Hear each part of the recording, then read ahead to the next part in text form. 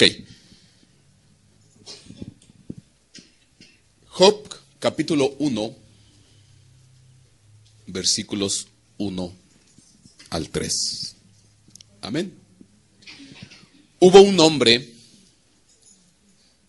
en la tierra de Uz, llamado Job, y era aquel hombre intachable, recto, temeroso de Dios y apartado del mal. Y le nacieron 7 hijos y 3 hijas. Su hacienda era de 7,000 ovejas, 3,000 camellos, 500 yuntas de bueyes, 500 asnas y muchísima servidumbre. Y era aquel hombre el más grande de todos los hijos del oriente. Amén. Y conforme lo que hemos estado desarrollando, recordemos que la palabra hijo, ben, en hebreo es constructor. La palabra oriente, antigüedad. Entonces Job era el más grande constructor de la antigüedad. Amén. Y hoy vamos a ver un tema que yo le llamo el cambio del sacerdocio. El cambio del sacerdocio. Y vamos a recordar un poquito de lo de la vez pasada, un brevísimo resumen. Ya usted conoce mi tónica, porque siempre es bueno poder ligar bien cada uno de los estudios. Y dice aquí, hubo un hombre en la tierra de Uz. Amén. Y es curioso porque si yo lo leo, por ejemplo, esto en la Reina Valera 60,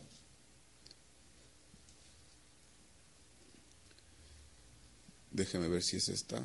No, yo creo que lo vamos a dejar en la Biblia de las Américas, para no conflictuarnos. Entonces dice, hubo un hombre en la tierra de Uz, o de la tierra de Uz, podríamos decir. Y si usted recuerda, la palabra Uz, ¿qué significa? Consultar. Consultar. Ajá. Atender un consejo o dar consejo. Y habíamos dicho, conforme lo que hemos estado desarrollando, que hay un consejo celeste. Que ese consejo se conoce, o yo le llamo el consejo del Urín y el Tumín. Donde Urín son 7 luces del principio y Tumín 5 luces de la perfección. Todo eso ya está desarrollado en los temas anteriores. Entonces, este varón, conforme lo que Dios había dicho, ¿se acuerda cómo lo cuestiona? ¿Cómo lo confronta? Ajá.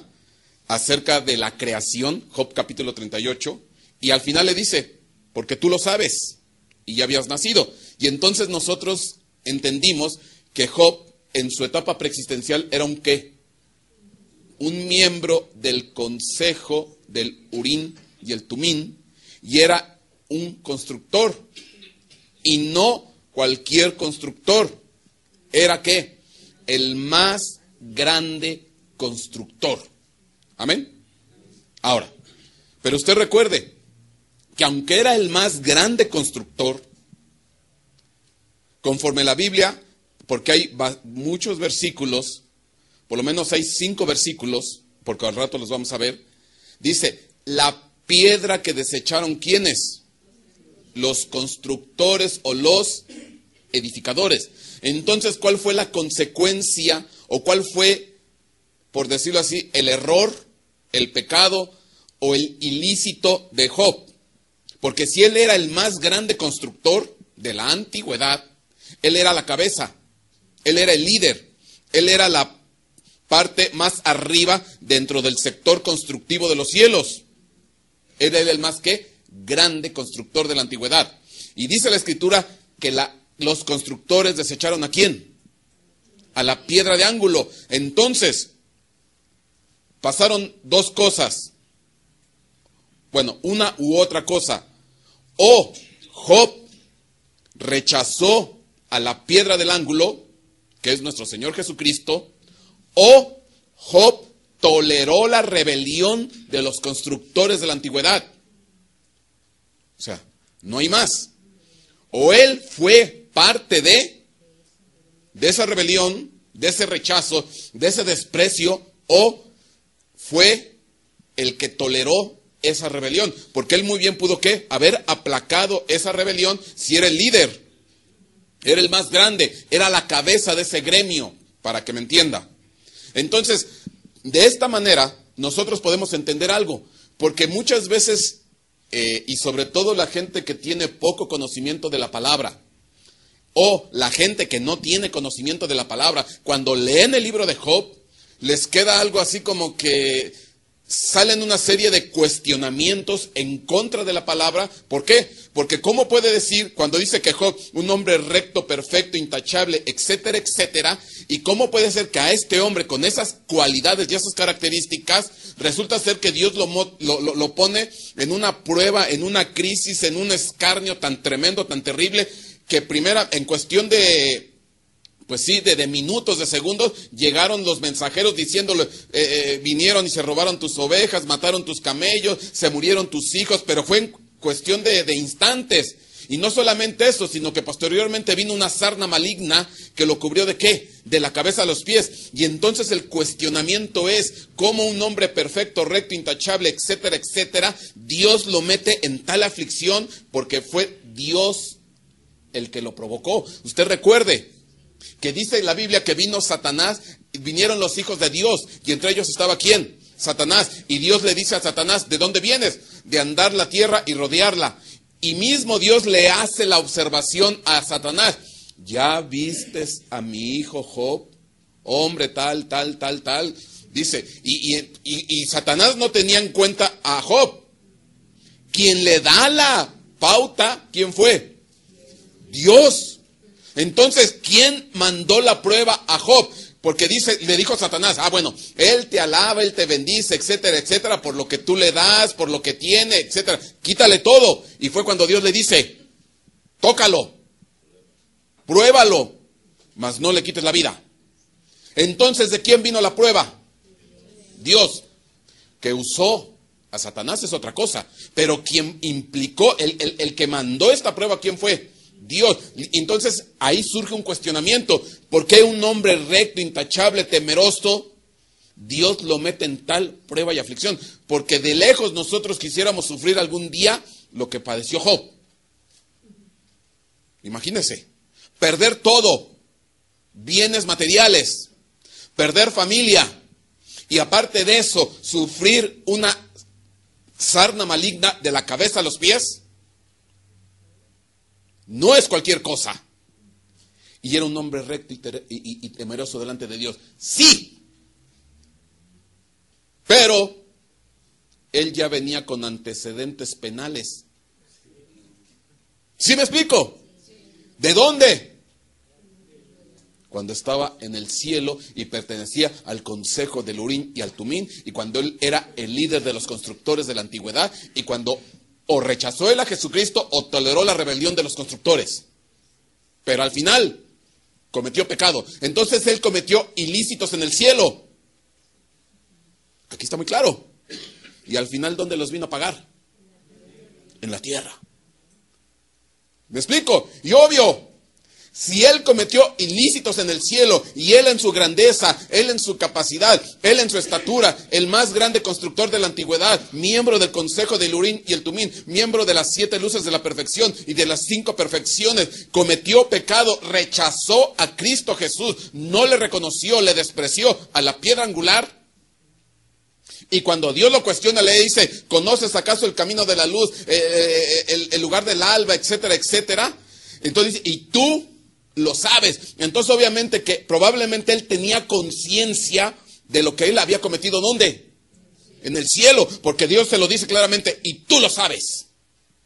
Porque entonces ya habías nacido y grande es el número de tus días. Y por cuanto lo sabes, entonces que cuando llegó a la tierra y se percató, porque yo creo que le empezaron a venir recuerdos preexistenciales de lo que él obró allá en el cielo, y dijo, hijo, la regué.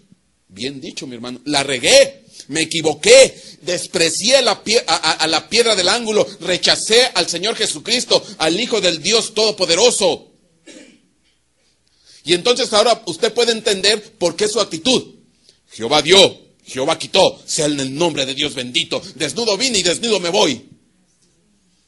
Y si me mandan sarna maligna, bien merecido me lo tengo. Y si me quitan bienes materiales, merecido me lo tengo. Y si pierdo a mis hijos, también me lo merezco. Porque él estaba consciente de qué? De lo que había cometido arriba.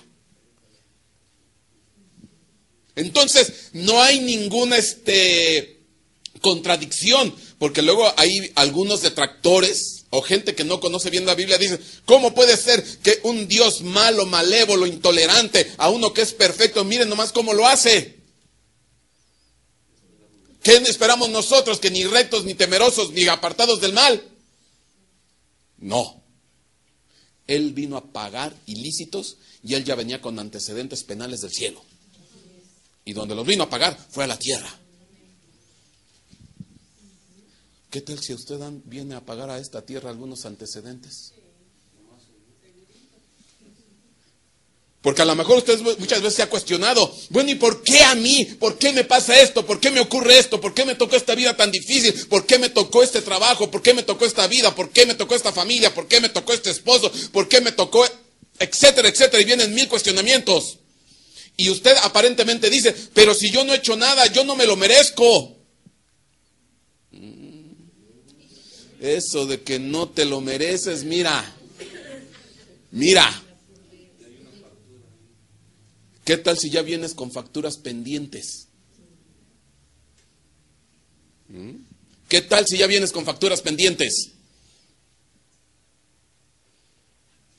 Dice por ahí en el Nuevo Testamento, si cometes un ilícito contra un hermano, dice, ponte a cuentas, ven delante del altar, presentan tu ofrenda, porque si no va a venir el carcelero, el juez, y te va a meter a la cárcel, y no vas a salir de ahí hasta que no pagues el último cuadrante. Entonces, si uno cometió ilícitos, los tiene que pagar. Amén. Claro, que hay una deuda que la paga Cristo Jesús, la salvación. Pero no te engañes, lo que siembras, cosechas. Te otorgan el perdón, pero lo que se siembra se cosecha. Y si sembraste en el cielo, cosechas en la tierra. Y lo que siembras en la tierra, te bendicen en el cielo. Por eso estamos en momento de siembra. Hay que sembrar aquí semilla buena. Amén.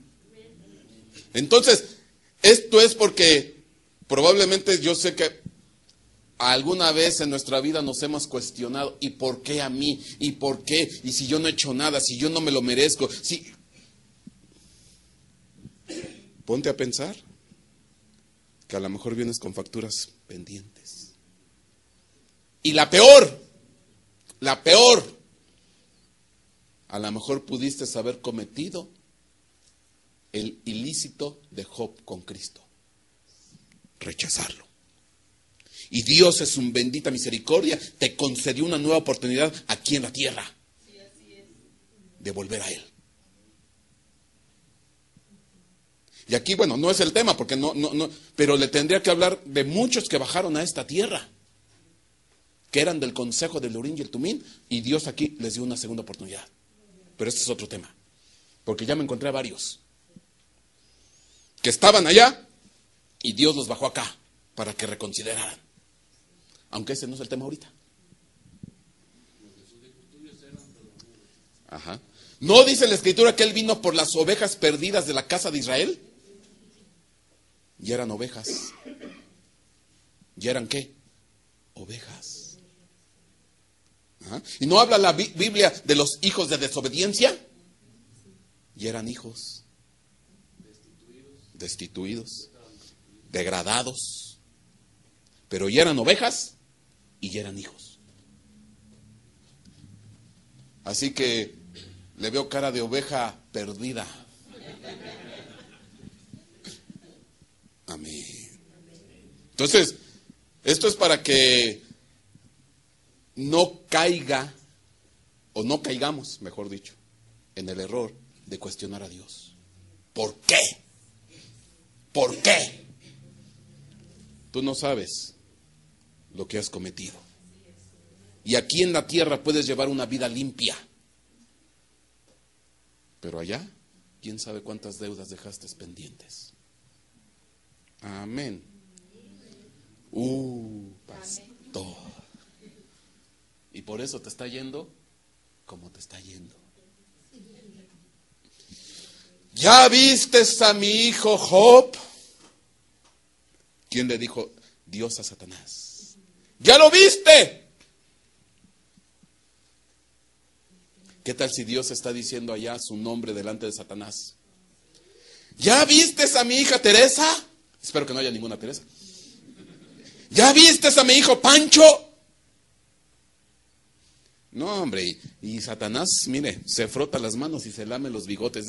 ¡Suéltamelos! Dale, permiso tienes, nada más no me los mates.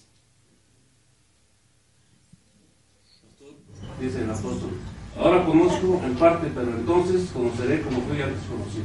¿Qué versículo es? Corintios 13. Corintios 13. 12. Primera a la Corintios capítulo 13 versículo punto 12.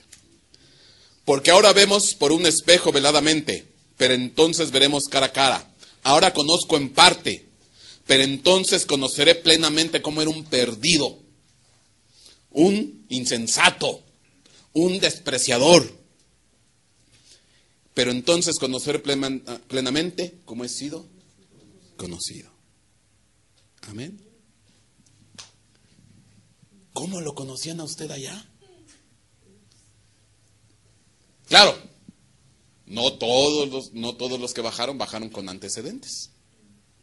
Hay otros que por no tener ningún antecedente también los bajaron. Para que ayuden a los caídos. Esos ya son los que bajaron como ministerio. Porque hay gente que bajó ya con ministerio. ¿Quién? Jeremías. Antes de que nacieras te di, ¿por qué? Por profeta de las naciones. Porque yo te conocí acá arriba en el cielo. Entonces él no venía con antecedentes. Él ya era profeta. Pero lo bajaron acá para ayudar a los otros. O sea que de todos modos, si porque pecas te bajan, y si porque no pecas te bajan.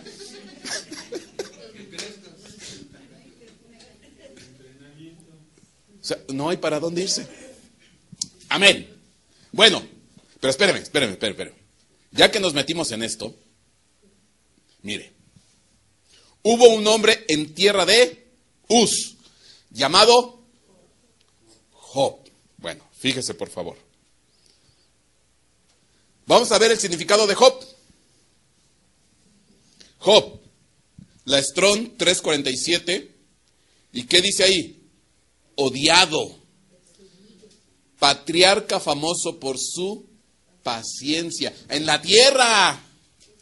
Pero era famoso allá arriba por sus burradas. Mi hermano, por eso cuando él estaba aquí en la tierra, no, Señor, pues lo que tú quieras darme. Si me quieres dar 20 veces, dame 20 veces, no importa. Si él ya sabía lo que hizo. Dice, odiado. Y viene de la 340 que dice que odiar a uno de una tribu o de un partido opositor. De aquí ser hostil, enemigo. Mire, Job era ¿qué? Hostil, enemigo, odiado, en contra de un opositor. Ay, Chihuahua. Qué contraste, ¿no? Job se conocía por su paciencia, por ser pacífico, por ser tolerante. Sí, acá.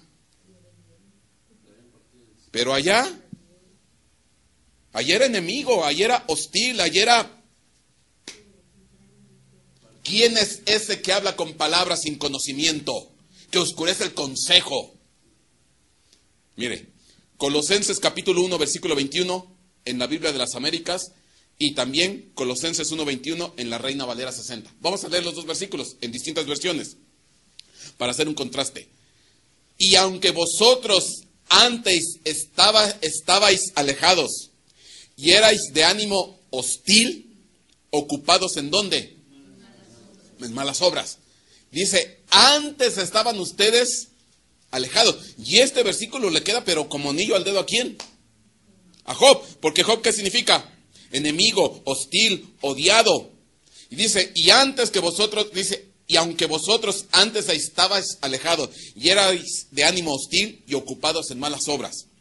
Y este mismo versículo en la Reina Valera 60 dice, y a vosotros también, que erais en otro tiempo extraños y enemigos en vuestra mente, haciendo malas obras, ahora os ha reconciliado.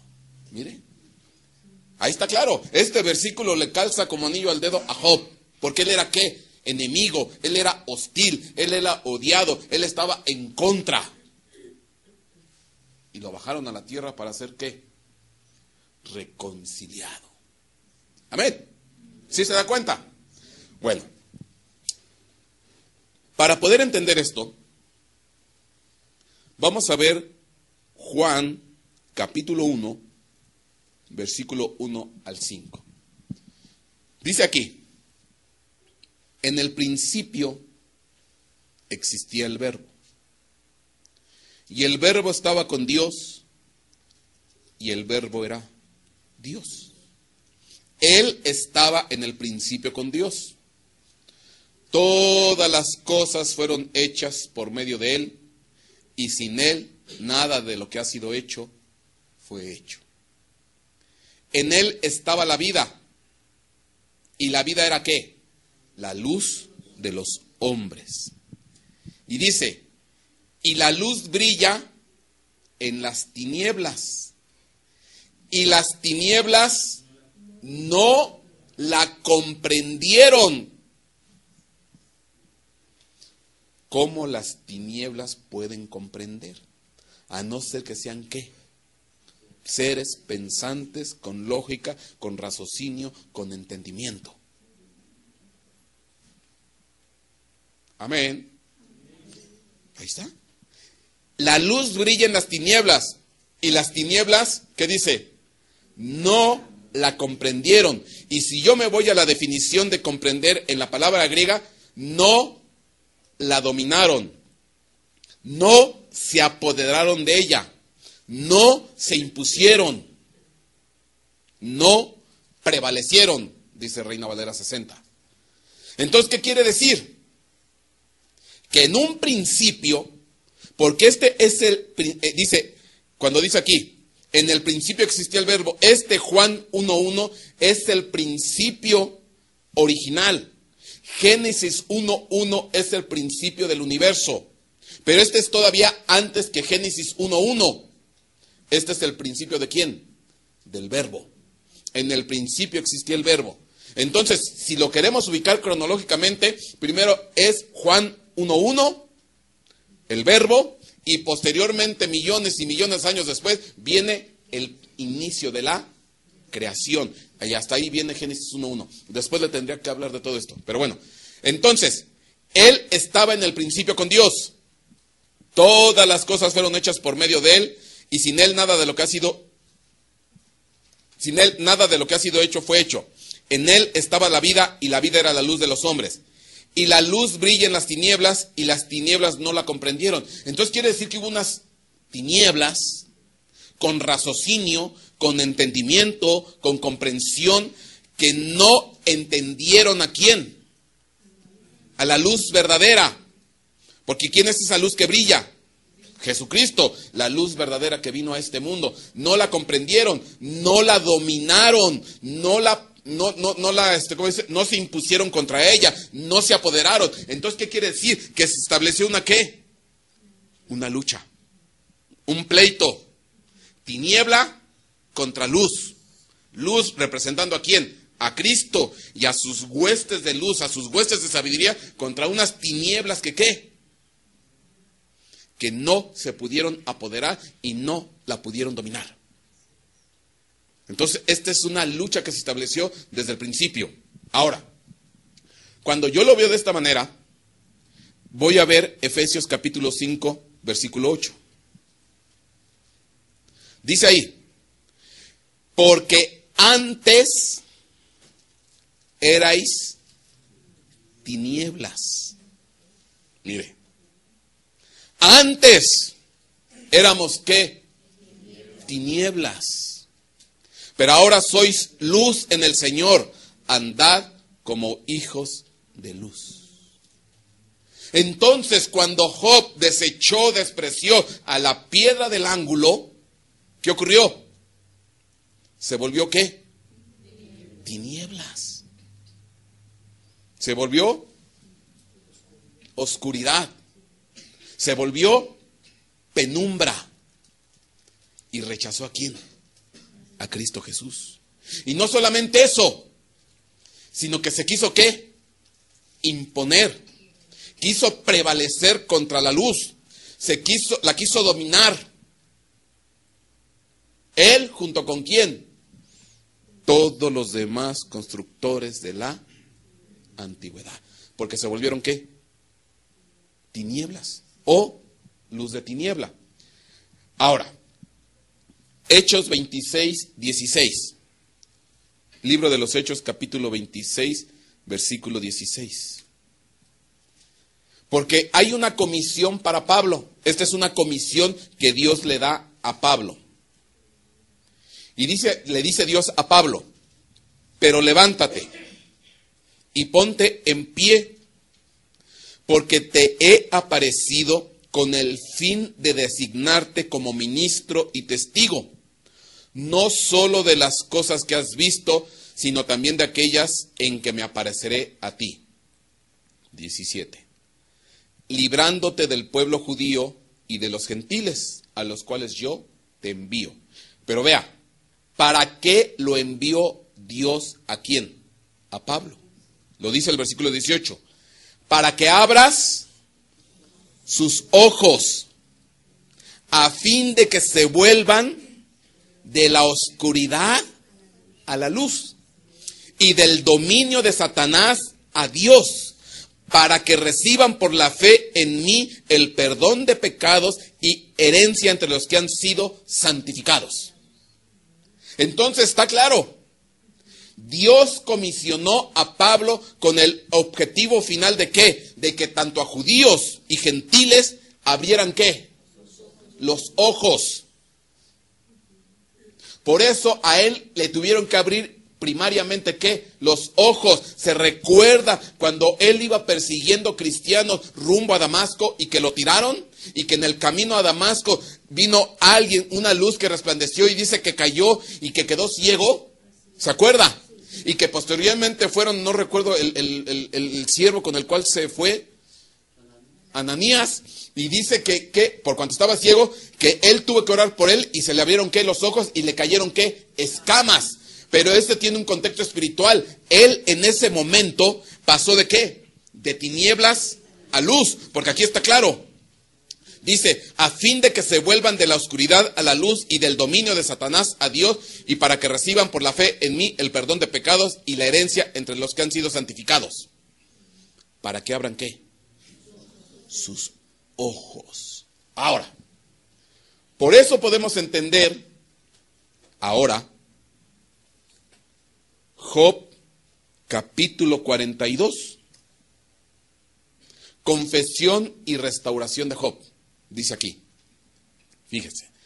Entonces Job respondió al Señor y dijo, después de que Dios lo cuestionó, entonces Job respondió al Señor y dijo, yo sé que tú puedes hacer todas las cosas y que ningún propósito tuyo puede ser estorbado.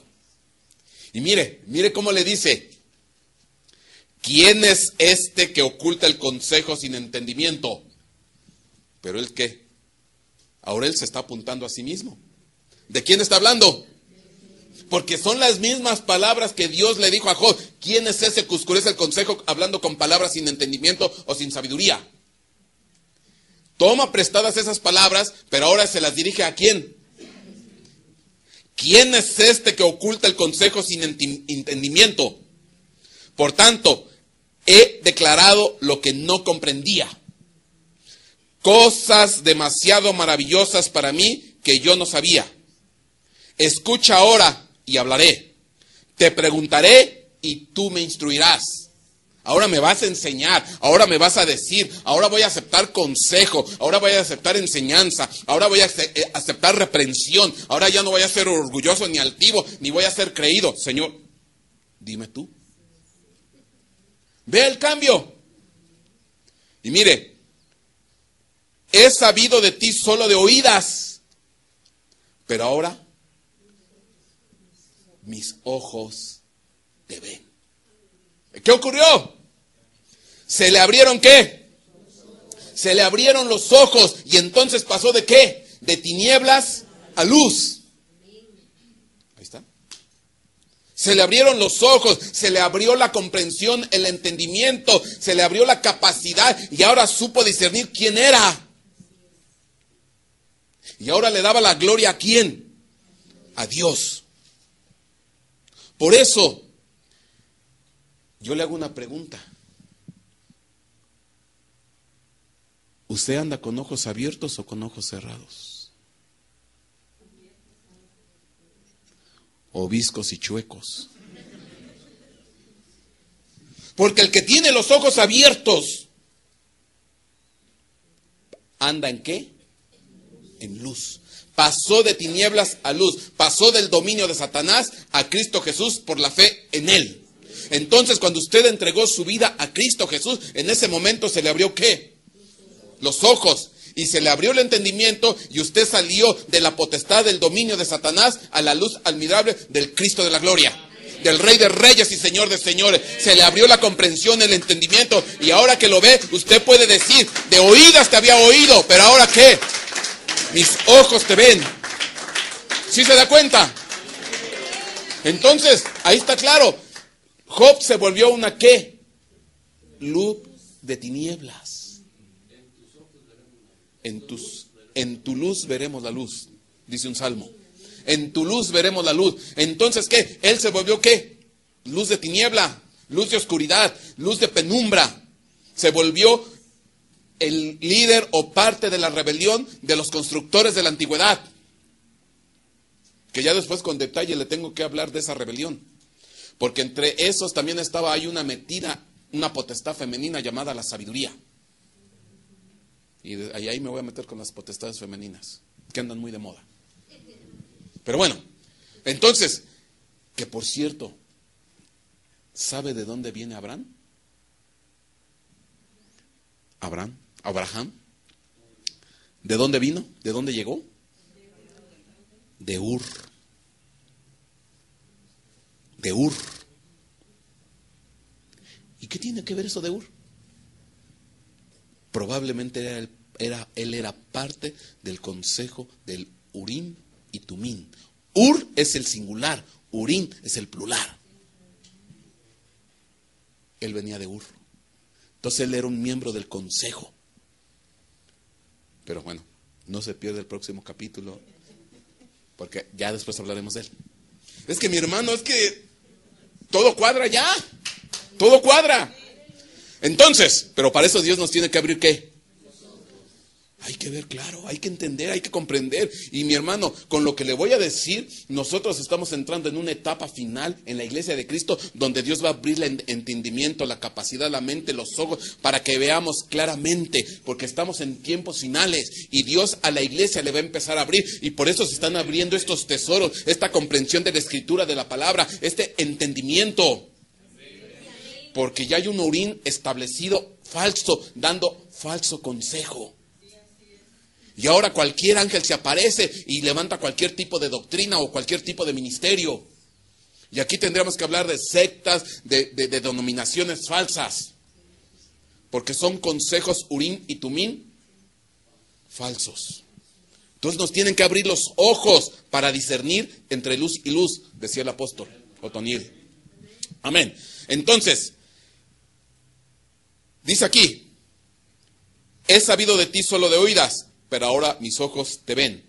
Por eso me retracto y me arrepiento ¿en qué? En polvo y ceniza. Mire, qué diferente. Amén. Ok. Para poder seguir con este tema, Lucas, capítulo 11, versículo 34. Y dice aquí, la lámpara de tu cuerpo es tu ojo. Cuando tu ojo está sano, también todo tu cuerpo está lleno de luz. Pero cuando está malo, también tu cuerpo está lleno de oscuridad. Ojo abierto, ojo sano. Ojo sano, lleno de luz. Y ojo malo, ojo enfermo, ojo cerrado, lleno de oscuridad. Mira pues, que la luz que en ti hay no sea ¿qué? Oscuridad. Amén. ¿Sí se da cuenta? Así que si todo tu cuerpo está lleno de luz, sin tener parte alguna en tinieblas, estará totalmente iluminado como cuando la lámpara te alumbra con sus rayos. ¿Está claro? Por eso la comisión de Pablo de parte de Dios dice, para que les abras los ojos, para que les abras los ojos y los saques de donde, sean sacados de donde, de la tiniebla a la luz, del poderío de Satanás a Cristo Jesús en la fe. Entonces, yo hago una pregunta. Dentro de la iglesia, ¿cuántos andarán con ojo enfermo, con ojo cerrado, llenos de oscuridad? Y obviamente alguien que no tiene un ojo sano o un ojo abierto, lleno de luz, no va a poder discernir, no va a poder ver luz. Por eso dice la Escritura, con respecto de Jesucristo, Él es la luz verdadera. Y obviamente que el que no tiene un ojo sano, no tiene un espíritu sano, se va a colgar, se va a arropar, se va a cubrir, ¿con qué? Con una luz falsa. Con una luz corrompida. Y sáquelo de ahí y dígale que esa es una luz falsa, y dígale que es una luz equivocada, dígale que es una doctrina errónea, y no. Y no es tan fácil. Y mi hermano, las luces falsas hoy están pululando, pero a todo lo que dan. Entre doctrinas, sectas, herejías, confusión. Y mi hermano, después le tendría que hablar a usted de Babel. ¿Sabe de dónde viene la palabra Babel? Babel, confusión, viene de aceite. Entonces lo que provoca Babel, confusión, es una unción falsa. Después le tendría que hablar de eso. El aceite que nos lleva a la unción falsa. Y entonces hoy en día ya se está levantando una Babel. Mi hermano, qué difícil hoy es entenderse entre ministerios. Porque nomás empezamos a hablar de doctrina y haga de cuenta que uno habla chino y el otro habla japonés y el otro habla inglés y el otro habla español y nada más no entendemos. Hablamos en distinto ¿qué? Idioma. Y cada quien dice que su idioma es el mejor y el verdadero y el más lustre y pulido. Amén. Bueno, entonces, ¿cómo andará nuestro ojo? ¿Cómo andará la mirada, la vista, el discernimiento de la iglesia? Yo no creo que ande muy bien por todo lo que se está viendo y moviendo al interior de las iglesias. Ya no saben discernir entre luz verdadera y luz falsa. Tienen ojos cerrados o ojos enfermos. Y entonces son presa de un consejo de Urín y Tumín corrupto. Es grave esto. Bueno, hay algo que hacer. Tenemos que hacer algo con esto. Bueno, más bien nosotros no. Dios tiene que hacer algo. Y simplemente nosotros tenemos que obedecer indicaciones. Pero Él tiene que hacer algo, porque si no esto cada vez va de mal en peor. Bueno, para poder ver esto, vamos a ver primer libro de los Reyes, capítulo 18, versículo 30.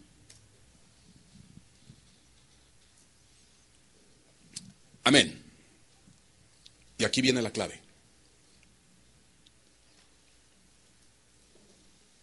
Entonces Elías dijo a todo el pueblo: acercaos a mí. Y todo el pueblo se acercó a él y reparó el altar del Señor que había sido derribado. Elías tomó 12 piedras, conforme al número de las tribus de los hijos de Jacob, a quien había venido la palabra del Señor, diciendo: Israel será tu nombre.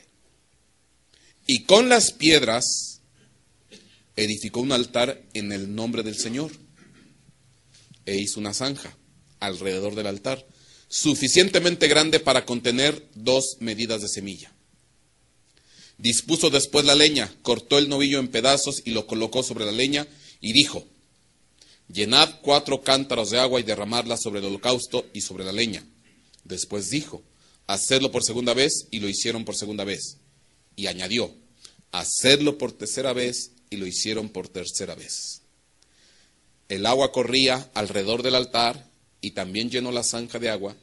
Y sucedió que a la hora de ofrecerse el sacrificio de la tarde, el profeta Elías se acercó y dijo: oh Señor Dios de Abraham, de Isaac y de Israel, que se sepa que hoy tú eres Dios en Israel, que yo soy tu siervo, y que he hecho todas estas cosas por palabra tuya. Respóndeme, oh Señor, respóndeme, para que este pueblo sepa que tú, oh Señor, eres Dios, y que has hecho volver sus corazones. Entonces cayó fuego del Señor, y consumió el holocausto, la leña, las piedras, el polvo, y lamió el agua de la zanja. Cuando todo el pueblo lo vio, se postraron sobre su rostro y dijeron: el Señor, Él es Dios. El Señor, Él es Dios. Bueno, de esto explicamos parte la vez pasada. Pero hoy quiero hacer un poco más de énfasis en esto, porque esto es lo que el Señor va a hacer. Para ubicarlo, y antes de empezar a explicar todo esto. 36, versículo 36 dice: y sucedió que a la hora de ofrecerse el sacrificio de la tarde. ¿En qué momento del día ocurrió esto? En la tarde. Ahora, es curioso porque cuando yo me voy a la palabra hebrea tarde, atardecer, viene de una raíz hebrea que significa trenza. Fíjese, atardecer o tarde viene de una raíz hebrea que significa trenza. Y uno dice: ¿qué tiene que ver tarde con trenza? Ahora, ¿qué es una trenza? ¿Alguien sabe lo que es una trenza? Son 3 hebras unidas, 2 hebras unidas, 4 hebras unidas, porciones de cabello, de lazo, de cuerda, pero ¿vienen qué? Trenzadas. La una entrelazadas las unas con las otras. Ahora, ¿por qué la palabra tarde tiene que ver con la palabra trenza? Porque a su vez la palabra trenza tiene que ver con compromiso, con pacto, con trueque. ¿Qué quiero decir? Cuando una persona entra en un compromiso, en un pacto, en un contrato, se entiende que quedan ¿qué? Trenzados o ligados. ¿Para qué? Para cumplir los términos de ¿qué? Del pacto, del compromiso, del negocio, del trueque. ¿Quedan qué? Enlazados, trenzados, comprometidos. Entonces, ¿por qué la palabra tarde o atardecer tiene que ver con trenza? Porque es cuando se trenza luz con noche, luz con oscuridad. Ni es día pleno, ni es noche plena, sino es ¿qué? Atardecer. En semiluz o en semipenumbra, como usted lo quieran ver. Entonces se trenza ¿quién? La luz con la oscuridad, el día con la noche. Mire qué precioso. Pero bueno, si yo lo veo desde el punto de vista espiritual, La tarde, ¿qué significa? Etapa de compromiso, etapa de pacto, etapa de enlazarse. ¿Con qué? Con los negocios de Dios, con el Señor. Hay que entrar en compromiso, hay que entrar en pacto, hay que entrar en trueque, hay que enlazarse, hay que engancharse con los principios, con los estatutos, con todo lo que implica en este tiempo. Entonces, si yo lo veo escatológicamente esto, ahorita nosotros no estamos en el amanecer de los tiempos, no estamos en el principio, nosotros ya estamos ¿en dónde? En la final, al final de los tiempos. Tampoco estamos en el periodo de la noche, porque la noche ya implica ¿la qué? La tribulación. Bendito Dios, todavía no estamos en la tribulación. La noche completa. Entonces estamos en la etapa previa a la noche. ¿Cuál es qué? El atardecer. Pero el atardecer ¿qué implica? Compromiso. Hay que trenzarnos ¿con quién? Con Dios, con sus estatutos. Hay que comprometernos con Él. Porque mi hermano, hoy estamos escasos, pero escasos, de cristianos comprometidos, de cristianos entregados, de cristianos metidos con el Señor. Bueno, por lo menos allá en mi rancho, ay Dios. Pero no estoy muy lejos esta situación de lo que hemos visto en muchas iglesias. Cristianos laxos, flojos, con falta de compromiso, con falta de servicio, con falta de ganas, que andan titubeando entre qué, entre dos opiniones, decíamos la vez pasada. No están ¿qué? Plenamente comprometidos. No hay ese compromiso. Obviamente yo sé que hay excepciones, hay un gran sector que qué bueno, bendito Dios, han entendido, han comprendido y se están comprometiendo y están dando el 30, el 60, el 100 por uno. Pero esos son la minoría. La gran parte, mayoría yo creo, está ¿qué? En una apatía, en una falta de compromiso, en una falta de entrega. Y en este tiempo es cuando la iglesia se tiene que empezar a distinguir de qué. De ser un cristiano ¿en qué? En pleno compromiso, de un cristiano en pacto con Dios. Entonces, cuando yo lo veo de esta manera, la restauración del altar sucedió a la hora de ofrecerse el sacrificio de la tarde. Entonces, si yo lo traslado en un contexto escatológico, en el tiempo de la tarde, en el tiempo del compromiso y del pacto, es cuando Dios va a empezar a levantar ¿qué? A restaurar ¿qué? El altar. El altar de Dios se tiene que restaurar, se tiene que levantar. Y está conformado por ¿qué? 12 piedras, porque dice que este altar estaba representando ¿qué? 12 piedras que era el pueblo de Israel.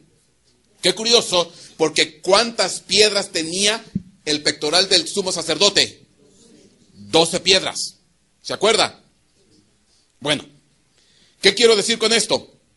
Que en esta época, en esta temporada, en este tiempo final, el tiempo previo a la noche, a la gran tribulación, al juicio, a la ira de Dios, se tiene que empezar a levantar, a restaurar un altar, a restaurar un sacerdocio, para que la iglesia, para que el cristiano entre en ¿qué? Compromiso, pacto, se trence con el Señor. Porque el que no entre en pacto, el que no entre en compromiso, el que no entre en ese trenzamiento con el Señor, mi hermano, candidato a la gran tribulación. Y va a entrar pero de filo. Amén. Pero el que entra en pacto y compromiso va a ser levantado. Amén. Bueno, entonces, cuando yo lo veo de esta manera, versículo 34. Y dijo, llenad 4 cántaros de agua y derramadla sobre el holocausto y sobre la leña. Después dijo, hacerlo por segunda vez, y lo hicieron por segunda vez. Y añadió, hacerlo por tercera vez, y lo hicieron por tercera vez. Ahora, para que usted me pueda comprender, simplemente recordemos algo de lo que vimos la vez pasada. Ahí está. 4 cántaros una primera vez, 4 cántaros una segunda vez, y 4 cántaros una tercera vez. Y resulta ser si usted se recuerda, que la palabra cántaro, simplemente estamos recordando, que es la 3537 de la concordancia Strong, deriva a la palabra katkos 3539, que significa fuego centellante, gema, rubí, piedra preciosa.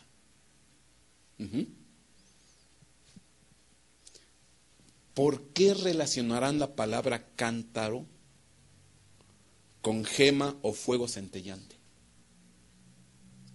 Es curioso el hebreo cómo se maneja. ¿Por qué estará relacionado? Bueno, yo creo que se necesita para hacer un cántaro. Barro. Pero después, bueno, se moldea. Pero después, fuego. No se puede hacer cántaros sin fuego. No se pueden hacer cristianos sin fuego. No se pueden hacer cristianos sin prueba. No se pueden hacer cristianos sin tribulación. No se pueden hacer cristianos de compromiso, de entrega, de fidelidad, si no pasan por tribulación. Ya no me gusta ser cristiano. Pues no es de que te guste. Es de que Dios te va a moldear. ¿No dice que Él es el alfarero?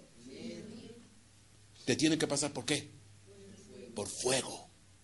Y después de que te pase por fuego, entonces sí, a lo mejor ya te unta la cerámica, etcétera, todo el acabado bonito y quedas así precioso. Pero tienes que pasar ¿por qué? Por fuego.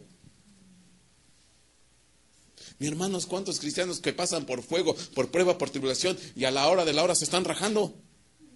Se están yendo, se están... Si entendieran que Dios los está hermoseando. Amén. ¿Cuántos quieren ser hermoseados? Señor, mándales fuego. ¿Por qué cree que cuando levantan el altar, cayó qué? Fuego del cielo. Y ese altar representaba a las tribus de Israel. Bueno, si lo traslado a este tiempo, ese altar representa ¿qué? A la iglesia. Y la iglesia le tiene que caer ¿qué? Ay, no, yo quiero fuego de avivamiento, yo quiero fuego de unción, quiero fuego de milagros, yo quiero fuego de profecía, de echar fuera demonios, Ajá, sí, pero sin compromiso, sin entrega, sin paciencia, ¿sí? Qué fácil es pedir eso, ¿no? El verdadero cristiano comprometido, trenzado, al fuego lo tienen que pasar. Porque si a Cristo lo rechazaron, a usted lo van a rechazar. Y no el mundo, los de la iglesia. No lo van a querer. Usted empieza a caminar bien dentro de la iglesia. Usted empieza a llegar temprano. Usted empieza a no faltar a ningún culto. Usted empieza a comprometerse, a leer, a estudiar. Y va a ver cómo va a empezar a caer mal. Va a ver cómo lo van a empezar a mirar feo. Va a ver cómo usted va a empezar a ser despreciado. Inténtelo. Hágalo. Y le garantizo, entre ataques, críticas, burlas, chismes. Y le van a dar con todo. Amén. Amén. Y para acabarla de amolar, en su casa tampoco la van a querer. Y no se le ocurre decir, ¿y por qué vas a la iglesia? Mi hermano, ¿qué batallas tenemos los que son cristianos con inconversos no cristianos? Nomás crítica, ataque, burla. Y ya te fueron a lavar el cerebro. Y ya vas a ir otra vez con los aleluyos. Amén. Pamba allá y pamba aquí. Por eso yo creo que la palabra tinajo, tinaja, cántaro, etcétera, tiene que ver con fuego. Porque para hacer un cántaro hay que pasarlo, ¿por qué? Por fuego. Bueno, 4 cántaros una vez, 4 cántaros una segunda vez, 4 cántaros una tercera vez. ¿Y qué había en el pectoral del sumo sacerdote? 12 piedras, 12 gemas, 12 cántaros. Pero, lo que habíamos dicho la vez pasada, así como está en esta figura, derramaron el agua. Así. 4 cántaros una vez, 4 cántaros una segunda vez, 4 cántaros una tercera vez. ¿Qué es lo que hicieron? Un giro, un cambio. Entonces, ¿qué quiero yo decir con esto? ¿Qué es lo que yo esto pretendo decir? Porque a kilómetros de distancia estaba un sacerdote oficiando en el templo. El sacerdote que estaba en el templo estaba así, con su pectoral. Amén. Así como lo ve. Pero cuando Dios le dice a Elías, así envía los cántaros con agua y derrámalos sobre las 12 piedras, ¿qué es lo que hizo? Un cambio. Y entonces, ¿qué quiere decir? Que Dios en el tiempo de la tarde, al final de los tiempos, en el tiempo del compromiso, tiene que hacer ya un ¿qué? Un cambio, un giro. ¿A quién? Al sacerdocio, al ministerio, a la forma como se está manejando la iglesia. Lo tienen que cambiar, le tienen que dar vuelta, porque si las cosas siguen así, no vamos a llegar a nada bueno. Tiene que haber un cambio radical, radical. Mire, tan es radical, que este es el primer sacerdocio. Ahí está. Mire qué precioso sacerdocio. Mire nada más qué vestiduras, ¿cómo se llama? Filigranas, qué bordados. No, este era precioso este sumo sacerdote. ¿Cuántos quieren este sacerdote? Le ofrezco este. Le ofrezco este. Este es Elías.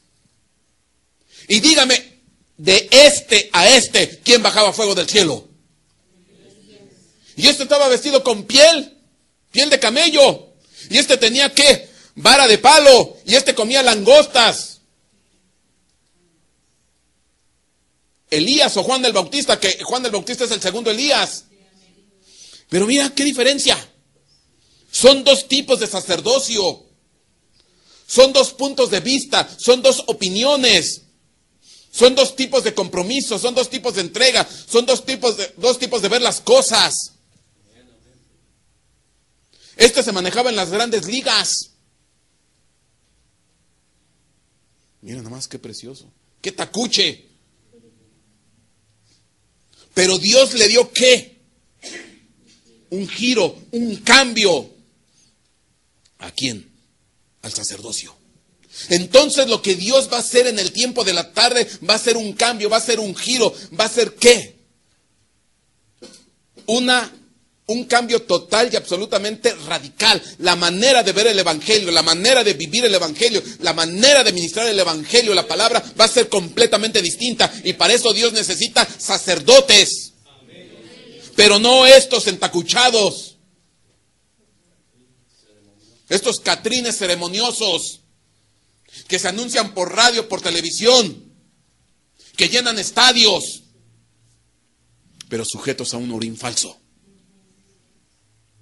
En cambio hay otros que ni tacuche, ni llenan estadios, ni tienen canales de televisión, ni radio, etcétera, pero estos bajan fuego del cielo.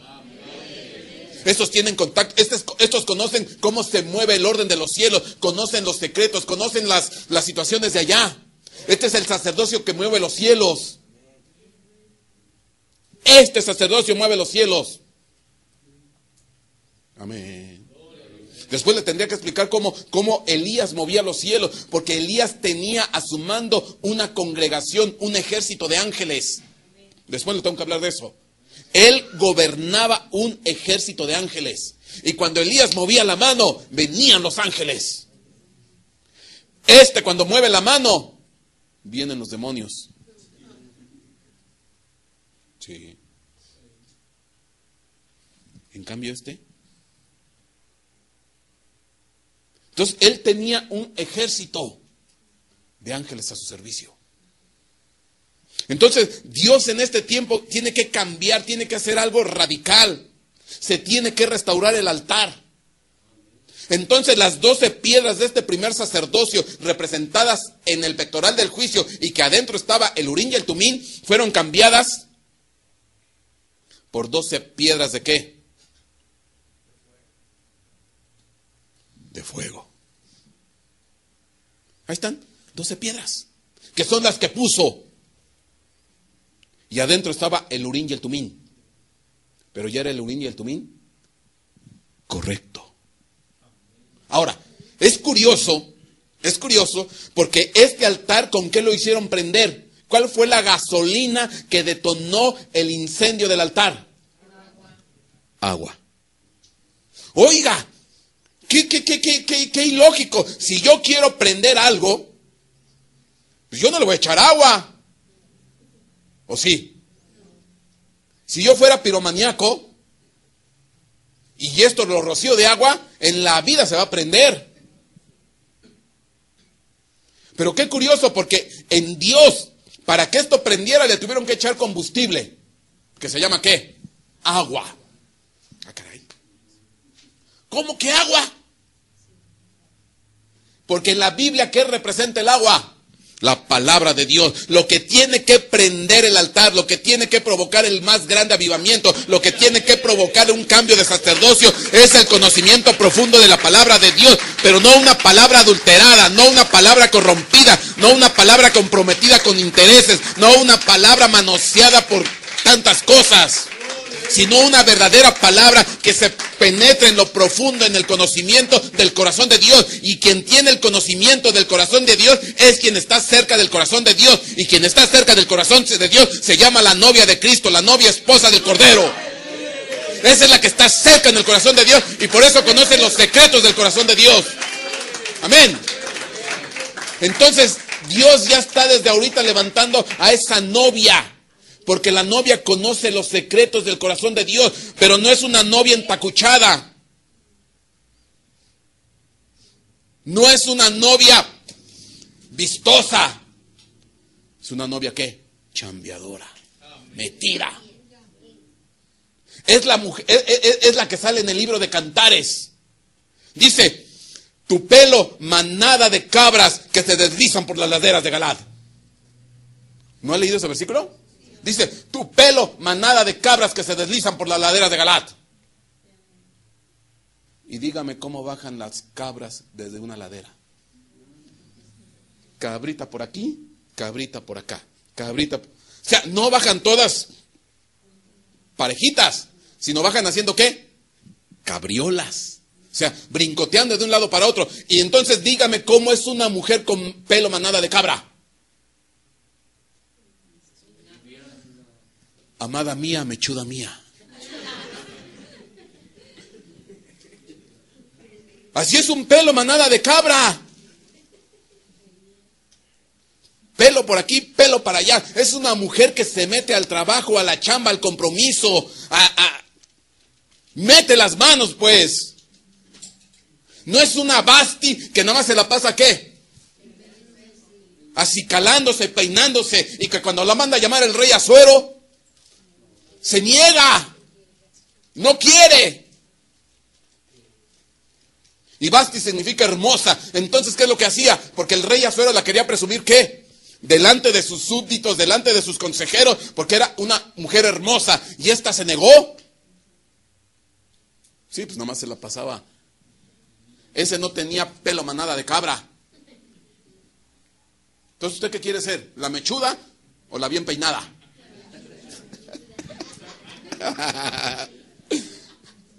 Amén. Ahora, espéreme. Dice el libro de Cantares: qué hermosos son tus ojos de paloma detrás de tu velo, detrás de tu cabello. Hermosos tus ojos de paloma detrás de tu velo o de tu cabello. Y ya vimos que el cabello es ¿qué? Manada de cabras. Ahora, los ojos de paloma son ¿qué? Rojos. Imagine una mujer, los pelos de cabra y los ojos rojos. Ay, Dios. ¿Qué es eso? Es una mujer que sufre, que llora, que padece, pero es una mujer fiel y entregada y comprometida con Dios. Y mi hermano, en ocasiones a la iglesia, a la mujer, le va a tocar llorar, le va a tocar sufrir, le va a tocar padecer. Por eso le decía, sin fuego no se forma vasija. Entonces imagínense, los ojos rojos y todavía toda despeinada. A pesar de que está sufriendo, a pesar de que está llorando, a pesar de que está padeciendo, a pesar de que la están pasando por fuego, sigue chambeando, sigue comprometida y no se raja. No es de las que dice, me voy, ya no aguanto, ya no soporto, ya no quiero, ya me cansé de esto. Y sigue llorando, pero no se va. Eso significa compromiso. Eso significa entrega. Eso significa estar, ¿qué? Trenzados. ¿Acaso Jesucristo se rajó? Perdóname la expresión. ¿No estaba en el huerto de Getsemaní? Y que llegó en su humanidad a decir, si fuere posible, pase de mí esta copa. Mas no sea lo que yo quiera, sino hágase, ¿qué? Tu voluntad. En ese momento él era una mujer con ojos de paloma y el cabello pelos de cabra. Estaba llorando en agonía, pero dijo, no se haga mi voluntad, sino la tuya. Y entonces, ¿por qué nos quejamos nosotros? Iglesia, novia, esposa. ¿Por qué nos echamos para atrás? ¿Por qué cuando viene la prueba dejamos de servir? ¿Por qué cuando viene la dificultad del problema tiramos los utensilios de trabajo?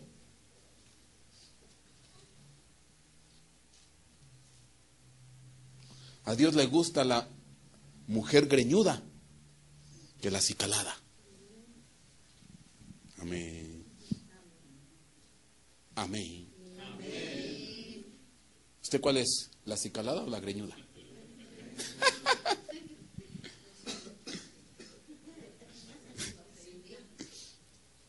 Mira el greñudo este. Nada que ver con este. Uy, yo no sé, pero este de aquí, ¿cuánto se pasaba frente al espejo? ¿Cuánto tiempo se pasaba al espejo este? Se paraba enfrente de la puerta del tabernáculo, porque ahí dice que estaban las mujeres del sacerdocio guerrero, porque dice que la pila de bronce la hicieron con los espejos de las mujeres que estaban enfrente del tabernáculo. Seguramente se iba a las mujeres que estaban enfrente del tabernáculo, a ver, préstame tu espejo, porque voy a ir a ministrar. Y se la pasaba nomás viéndose ahí. ¿Cuánto para que este se arregle? Haga cuenta que yo veo a este y veo al Papa, con perdón de la palabra. No, hombre. Hilos de oro, no sé, bordados de no sé qué, tela de no sé cuánto. Salen millonadas. Pero no se crea. Hay ministros que se visten con tacuche, pero que nosotros en un año nomás no podemos pagar. ¿Quiénes? ¿Para qué?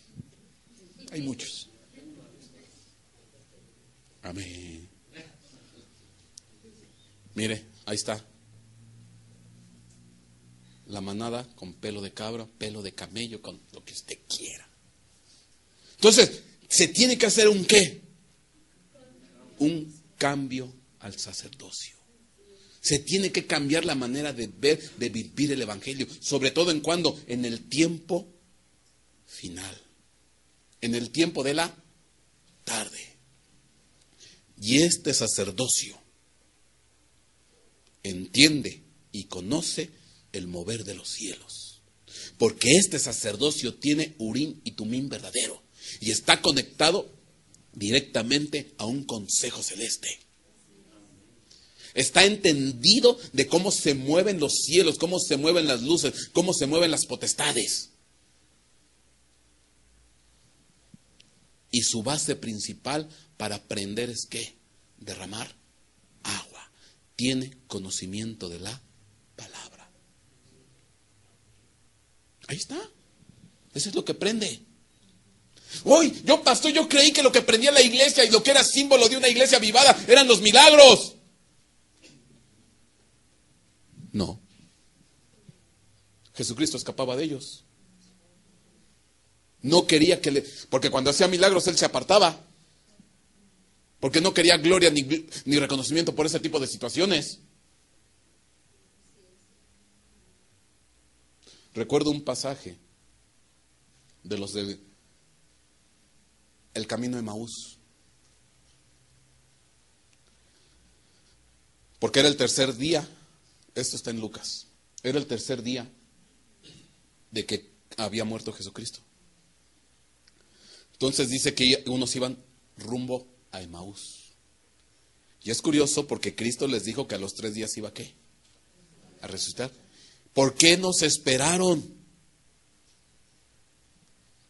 ¿Por qué irse rumbo a Emaús? Uno de ellos se llamaba Cleofas, que Cleofas significa llamado por la fama. Y si era el tercer día, era cuando iba a haber ¿qué? La resurrección, porque Cristo se los dijo, ¿no? Y ellos en lugar de quedarse, ¿qué hicieron? Se fueron rumbo a Emaús, las aguas tibias. O frío o caliente, pero no seas ¿qué? Tibio. Y entonces se les acercó Jesucristo, pero ellos no tenían ojos ¿qué? Abiertos, tenían ojos cerrados, puesto que no le reconocieron, no supieron quién era. Y dice, ¿y ustedes de qué hablan? ¿Qué no sabes? Dice, si esto es conocido en todo Jerusalén. Dice, hoy es el tercer día de Cristo, hombre poderoso y profeta. Dice, hoy es el tercer día. Y todavía lo recalcan. ¿Y por qué si es el tercer día te vas? ¿Por qué si es el tercer día te estás yendo? ¿De qué le sirvió que le hayan dicho que era el tercer día? De nada. Entonces dice que Cristo les empezó a citar las escrituras. Tanto les interesó las escrituras, que cuando dice que llegaron a Emaús, dice que así dice la escritura, él hizo como que ¿qué? Como que se iba. Y dice la escritura que entonces estaban porque dice que les empezó a hablar de los salmos, de Moisés, de los profetas, o sea, les dio toda una cátedra de las estructuras. ¿Les derramó qué? Agua. ¿Les derramó qué? Agua. Porque les citó las escrituras, Moisés, los salmos, los profetas, etcétera, y quedaron tan prendidos, tan embelesados, que cuando él hizo como que se iba, dice que lo obligaron y lo metieron a la casa. Y entonces lo sentaron y siguió ahí la plática, la cátedra, la enseñanza, el derramar de qué? De agua, de palabra. Y estaban tan metidos en eso, y dice que estaban partiendo el pan, y que al momento que partieron el pan, se les abrieron los ojos. ¿Salieron de dónde? De las tinieblas a la luz. Y al momento desapareció Jesucristo. Enfrente de ellos desapareció.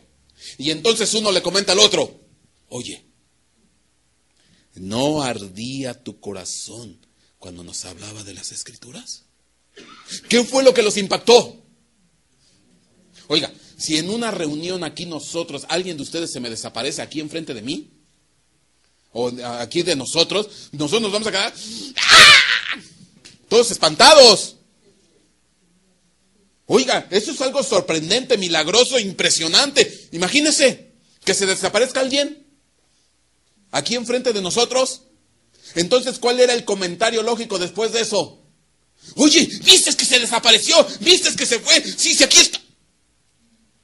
No les importó eso. ¿Qué fue lo que les importó? No ardía tu corazón cuando nos hablaba de las escrituras, de la palabra.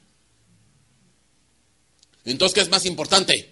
¿El milagro sobrenatural de aparecer o desaparecer, o la palabra de Dios? la palabra de Dios. Entonces, por eso, para que haya un verdadero avivamiento, para que se te abran los ojos, para que tengas conocimiento a quién le sirves y a quién te has entregado, te tienen que derramar agua. Y para eso tiene que bajar Jesucristo, acercarte a ti y empezarte a citar las Escrituras de una manera especial. Te tiene que empezar a hablar al oído, porque a través de esa manera Dios va a hacer un cambio de sacerdocio.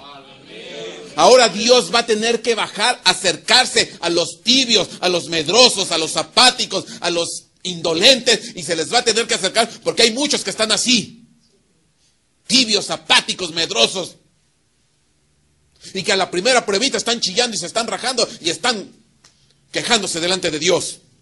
Entonces tiene que bajar Jesucristo, hablarles. ¿Y de qué hablan ustedes? Y entonces van a ser como Job. De oídas yo había oído, pero ahora mis ojos te ven. Y como yo siempre he dicho, vamos a entrar a un culto. Y a lo mejor en ese culto van a bajar los ángeles. A lo mejor en ese culto van a resucitar los muertos. A lo mejor en ese culto los mancos les va a crecer su pie, su mano. Lo que usted quiera, milagros sorprendentes. Pero vamos a salir del culto y lo que vamos a decir, oye, ¿no ardía nuestro corazón cuando el ministro estaba hablando de la palabra? Mire, ¿a cuántos les arde su corazón? No, porque hay unos que nomás oyen palabra y están roncando. Aguas tibias. Entonces, ahora lo que va a hacer Jesucristo, va a empezar a bajar. De su espíritu va a empezar a soplar. Para que tengas entendimiento, para que tengas comprensión, para que se te abran los ojos, para que salgas de las tinieblas a la luz. Y tiene que haber un cambio de sacerdocio radical. Amén. Mire, para que usted vea que esto es cierto, vamos a ver primera carta de Pedro, capítulo 2, versículo 3.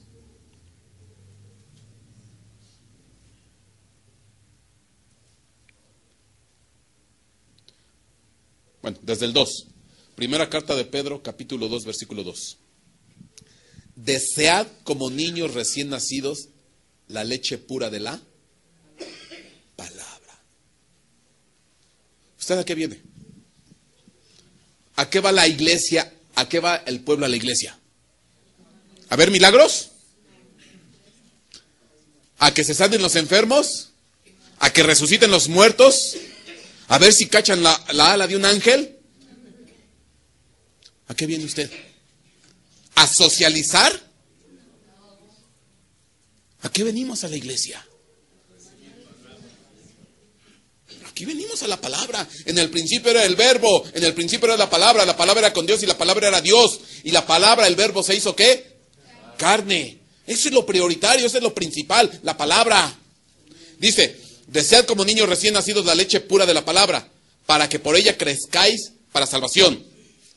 Si es que habéis probado la benignidad del Señor, si es que Dios ha sido bueno contigo, lo mínimo que tú debes de hacer es ¿qué? Anhelar la palabra del Señor. Porque si tú no anhelas la palabra del Señor, quieres decir que no estás dando testimonio de que Dios ha hecho cosas buenas contigo, con tu familia, con tu vida. ¿Dios ha sido bueno con usted? Amén. ¿Dios ha sido bueno con nosotros? Entonces, ¿qué debemos de hacer? Anhelar la palabra de Dios. Amén. Y viniendo a Él como una piedra viva. Como una piedra viva. Ahí está una piedra viva. ¿Llena de qué? De fuego. Ok. Dice ahí. Y viniendo a Él como una piedra viva, desechada por los hombres, pero escogida y preciosa delante de Dios. Dice, también vosotros, como piedras vivas, sed edificados como casa espiritual para un sacerdocio santo, para ofrecer sacrificios espirituales aceptables a Dios por medio de Jesucristo. ¿Y qué es lo que ofreció a Elías? Un sacrificio. A la par en el templo de Jerusalén se estaba ofreciendo otro sacrificio. Pero ese era el sacrificio de el sacerdocio ya caduco, corrupto. ¿Él hizo qué? Otro, diferente, nuevo. Entonces dice aquí, para ofrecer sacrificios espirituales aceptables a Dios por medio de Jesucristo. Pues esto se encuentra en la Escritura. Y vean lo que dice. He aquí pongo en Sión una piedra escogida, una piedra angular. El que crea en él no será avergonzado. Este precioso valor es, pues, para vosotros los que creéis. Pero para los que no creen, la piedra que desecharon los constructores, esa en piedra angular se ha convertido. Y piedra de tropiezo y roca de escándalo. Pues ellos tropiezan porque son desobedientes a la palabra, y para ello estaban también destinados. Entonces hay gente que ya vino para hacer ¿qué? Condenada, desechada, para que tropiece.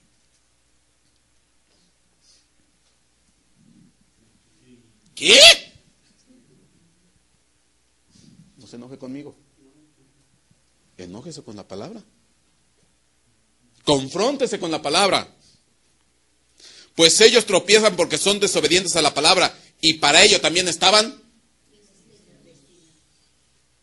¿Pero por qué? Dios injusto.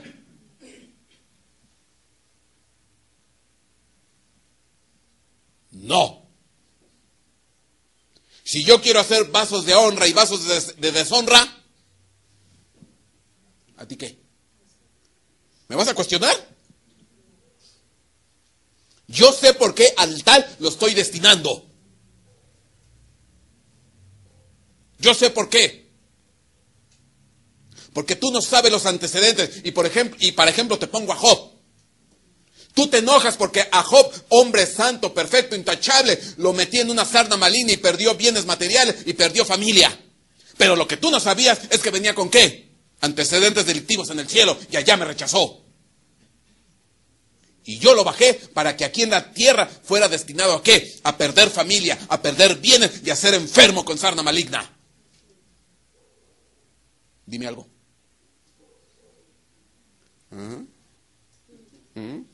Dime algo. ¿Quién es ese que habla con palabras sin conocimiento? Ay. Amén. Entonces lo que mejor le conviene cuando le estén pasando las cosas, agache la cabeza, quítese el casco y que le den con todo. Jehová dio, Jehová quitó. Sea el nombre de Dios bendito. Desnudo vine, desnudo me voy. Hoy tengo riqueza, mañana tengo pobreza, pero a Él es toda gloria, toda honra, todo honor, toda alabanza y toda adoración al que está sentado en el trono y al Cordero. Y si me toca sufrir, ni modo. Si me toca padecer, qué bueno. Si me toca enfermedad, también. Amén. De todos modos, la misericordia de Dios no se quita. Y de Job, que fue un transgresor, un constructor, que rechazó al Dios de la gloria, Dios en su bendita misericordia le permitió todavía ¿qué? Posibilidad. Entonces hay unos que vienen destinados a sufrir porque algo hicieron. Algo hicieron. ¿Qué? No te preocupes. Entonces vas a conocer cómo fuiste conocido. Y cuando llegues allá, te van a sacar la cartilla, te van a sacar el acta de decreto, te van a sacar todo el historial delictivo que hiciste. Ay, si yo me sentía tan bueno y tan santo. Te van a sacar tus trapitos. Y no los de aquí, los de allá. Amén. Ya estoy poniendo cardíaco esto.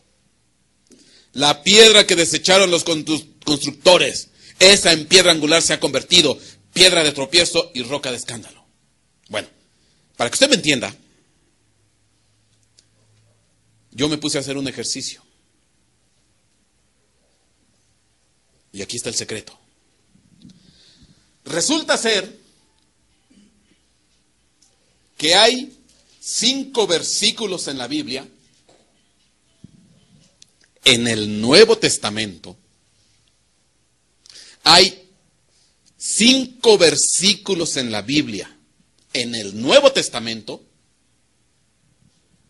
que dicen la piedra que desecharon los edificadores o constructores.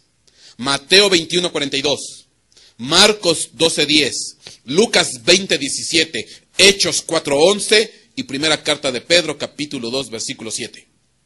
Si usted lee esos 5 versículos y estos 5 están en el Nuevo Testamento, dicen lo mismo. La piedra que desecharon, ¿quiénes? Los constructores. Y es más, nada más hay un solo versículo en el Antiguo Testamento. Salmo 118:22, si mal no me recuerdo. Es más, no sé si lo apunté por ahí. Pero nada más hay uno. Pero en el Nuevo Testamento hay ¿qué? 5. Ahorita le voy a decir por qué. Y resulta ser que hay 4 versículos que hablan de Cristo Jesús como piedra de tropiezo y piedra de escándalo. Isaías 8:14 al 15. Hablo de versículos o contextos, para que me entiendan. Isaías 8:14 al 15, Mateo 21:44, Lucas 20:18 y primera carta de Pedro capítulo 2 versículo 8. En estos 4 versículos se habla de Cristo como piedra de tropiezo o piedra de escándalo. Dice, y sobre quien ella caiga va a ser desmenuzado. 4. Usted va a decir, bueno, ¿qué me está queriendo decir, pastor? Ahorita va a ver. Y hay 3 versículos o contextos que dicen literalmente, piedra preciosa, piedra escogida, piedra angular, piedra probada, piedra de fundamento, piedra bien colocada. Isaías 28:16, Efesios 2:20 y primera de carta de Pedro capítulo 2 versículo 6. Pastor, ¿qué me quiere decir? No entiendo. Bueno, 5 versículos que dicen la piedra que desecharon los edificadores. Palabras más, palabras menos, pero la idea es la básica. 4 versículos donde se dice piedra de tropiezo, piedra de escándalo, piedra que desmenuza, piedra que tritura. Y 3 versículos donde se dice piedra preciosa, angular, probada, etcétera, etcétera. 5, 4, 3. ¿Y qué quiere decir, pastor? Ahora, estamos hablando de quiénes son los que transgredieron allá. Los constructores. ¿Qué era Job? Un líder constructor, el principal. ¿Y sabe que hay una regla de oro para los constructores? ¿O para los albañiles? Hay una regla de oro. ¿Cuál? Esta. ¿Qué es eso, pastor? Si yo estoy construyendo, si yo soy un constructor, si yo soy un albañil y yo quiero hacer un muro que quede perfectamente en esquina 90 grados con otro muro, pero no tengo transportador, no tengo compás, no tengo instrumento y lo único que tengo es una regla o un listón, yo tengo que aplicar la regla de oro. ¿Cómo le hago para alinear 2 muros en esquina perfectamente a 90 grados? Pues de un lado mido 3 centímetros, 30 centímetros, 3 metros. Del otro lado mido 4 centímetros, 40 centímetros, 4 metros, o 5 centímetros, 50 centímetros o 5 metros. Si yo doy esas dimensiones, 3, 4, 5, me va a salir ¿qué? Un ángulo de 90 grados. Alineado perfectamente. Y eso todo albañil se lo sabe. Y si no lo se sabe, no es albañil. No es constructor. Y no tiene que saber de grados, no tiene que saber de matemáticas, no tiene que saber de Pitágoras ni nada, porque esto tiene que ver con el triángulo de Pitágoras. Pero no nos estamos metiendo con eso. Él nomás se sabe 3, 4, 5. Y con 3, 4, 5 alinea dos muros perfectamente a 90 grados. Para hacer una esquina perfecta. Una esquina angular. 3, 4, 5. Mire. 3, 4, 5. O 5, 4, 3. Como quiera. 12. Entonces, ¿cuál es la regla de oro que se deben saber los albañiles y los constructores? Apréndasela. 5, 4, 3 o 3, 4, 5. Ten cuidado. Porque hubo constructores que desecharon a Cristo Jesús. Y esta piedra que desecharon a ellos se volvió piedra de tropiezo y piedra de escándalo, y los trituró y los desmenuzó. Diciendo que era la piedra preciosa, angular y probada. Si tú entiendes esto y tú entras en el temor de Dios, tu vida va a tener ¿qué? Un cambio, un giro. ¿Sabe por qué se lo digo? ¿Sabe qué significa la palabra esquina en hebreo? Palabra esquina en hebreo, ángulo, 64:39, pináculo, jefe, piedra del ángulo, piedra donde está ¿qué? El jefe, piedra principal, baluarte, esquina, habitación, pero viene de una raíz, dice ahí 64:34, que es ¿qué? Voltear o girar. Hacer un cambio. ¿Quieres cambiar tu vida? Apréndete la regla de oro. 3, 4, 5. No se te ocurra desechar a la piedra del ángulo. No se te ocurra despreciar a la piedra de ángulo. Porque si no, esa piedra te vas a tropezar en ella y te vas a escandalizar. Porque es la piedra probada y preciosa. Y esta regla no la siguieron ¿quiénes? Los constructores. Y entonces no establecieron que como piedra principal, no reconocieron la jerarquía y entonces se tropezaron. El nuevo sacerdocio tiene que reconocer esto. Por eso Job en el cielo no reconoció y le tuvieron que dar ¿qué? Vuelta y lo mandaron acá. Y aquí sí reconoció. Aquí sí dijo, ahora mis ojos te ven. Aquí sí salió ¿de qué? De tinieblas a luz. ¿Quieres ser buen constructor? Apréndase. Y es más, de tarea, leas estos versículos. Léaselos. Y ahí está el secreto. Tiene que haber un cambio radical en la iglesia. Ya no podemos seguir haciendo lo mismo. Ya no podemos vivir el mismo evangelio. Amén.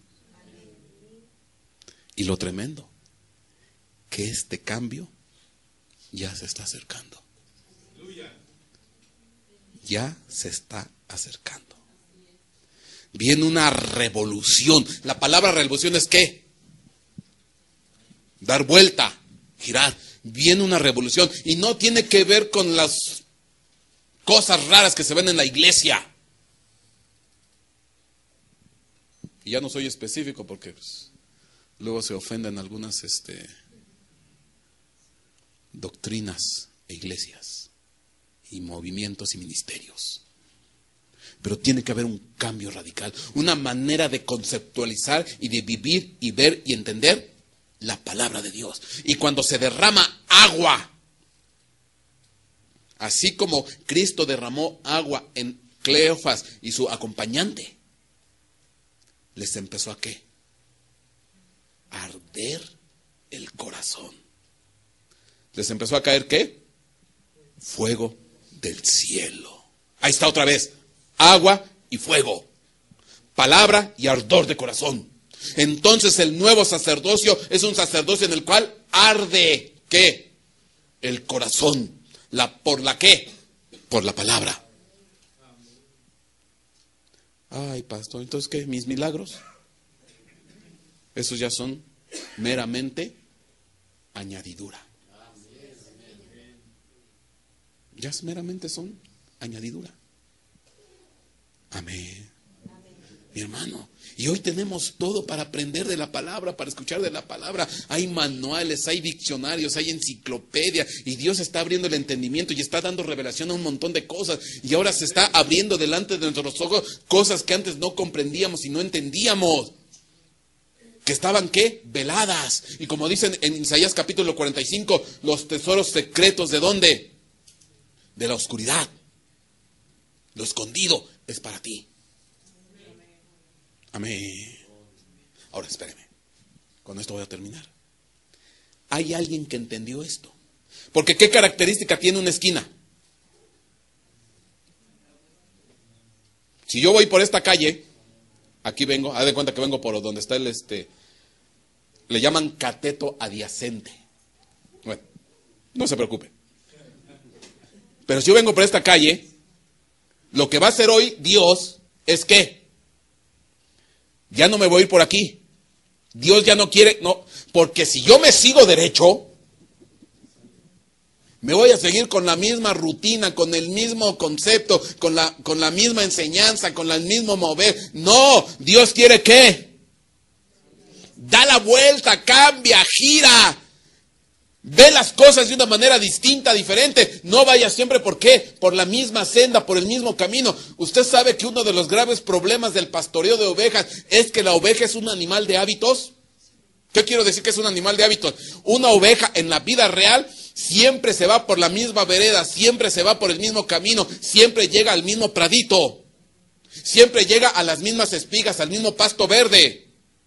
Y si el pastor no se preocupa de cambiarlo, de sacarla de ese camino, es tan necia, es tan obcecada, es tan terca la oveja, que como siempre se va por la misma vereda y siempre llega al mismo pradito, llega un momento en que ya se acabó el pasto, ¿cómo se llama? Las espigas.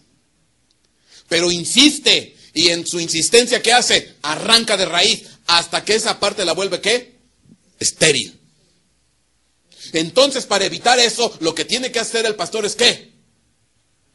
Cambiarle dirección, cambiarle de giro, darle otra vista, llevarla a otro prado. Y eso lo va a tener que hacer ¿qué? Cristo Jesús. Por eso fue Cristo Jesús que se acercó ¿a quién? A Cleofas y a su acompañante. ¿Para qué? Para sacarlos de esa dirección. Entonces, ya no podemos seguir sobre la misma senda. Tenemos que cambiar de dirección. Pero un cambio de dirección correcto y perfecto. 3, 4, 5. Amén. Este es lo que llaman un triángulo rectángulo. Si Dios no está peleado con las matemáticas, Dios no está peleado con la geometría. De hecho, Él fue el que la inventó, Él la diseñó.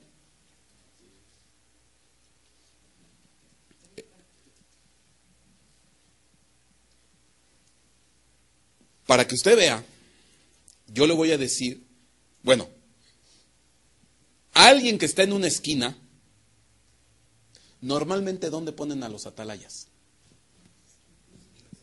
No tiene sentido poner una atalaya a la mitad del muro. Imagínense una fortaleza, una muralla. No tiene sentido, bueno, sí se puede, pero vamos. Si yo quiero tener un dominio amplio de la vista, el mejor lugar es ¿qué? La esquina, porque voy a tener ¿qué? Doble visión. Puedo ver para un lado y para el otro. Entonces, sirve más una atalaya en la esquina que en medio. Porque en medio nomás va a tener ¿qué? Un punto de vista. Pero en la esquina abarca todo. ¿Sabe quién era uno así? Usías. Mire, por favor. Vamos a ver segundo libro de Crónicas, capítulo 26. Ya estamos por acabar. Segundo libro de Crónicas, capítulo 26. Versículo 1. Y todo el pueblo de Judá tomó a Uzías. Este era un rey que tenía 16 años y lo hicieron rey en lugar de su padre Amasías. Él edificó a Elot y la restituyó a Judá después que el rey durmió con sus padres. Uzías tenía 16 años cuando comenzó a reinar y reinó 52 años en Jerusalén. El nombre de su madre era Jecolías de Jerusalén. E hizo lo recto ante los ojos del Señor, conforme a todo lo que su padre Amasías había hecho. Y persistió en buscar a Dios en los días de Zacarías, quien tenía entendimiento por medio de la visión de Dios, y mientras buscó al Señor, Dios le prosperó. Y nada tonto, Uzías. Dice, no, pues aquí tengo a Zacarías. Y persistió a buscar a Dios en los días de Zacarías, quien tenía ¿qué? Entendimiento por medio de la visión de Dios. Dice, pues hay que aprovecharlo. Si este tiene entendimiento, si este tiene visión, si este tiene, pues hay que aprovecharlo. Y persistió en buscar a Dios. Ahora, qué curioso, porque Uzías, aquí está, tenía otro nombre. También en la Biblia se le conoce con otro nombre. Azarías.